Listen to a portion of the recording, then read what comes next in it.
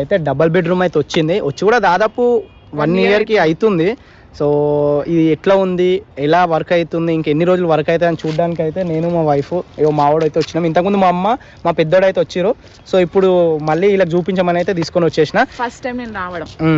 So ఇంకోటి ఏంటంటే specially thanks అయితే కేసీఆర్ సార్కి అయితే చెప్పాలి.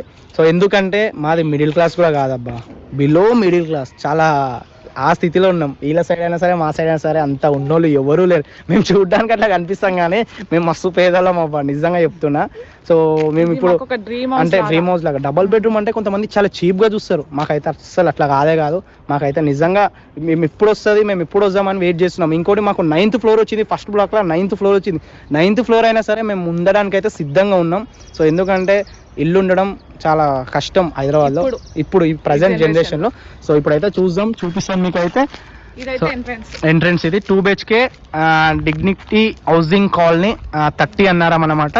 సో ఇంకోటి మెచ్చుకోవాల్సిన విషయం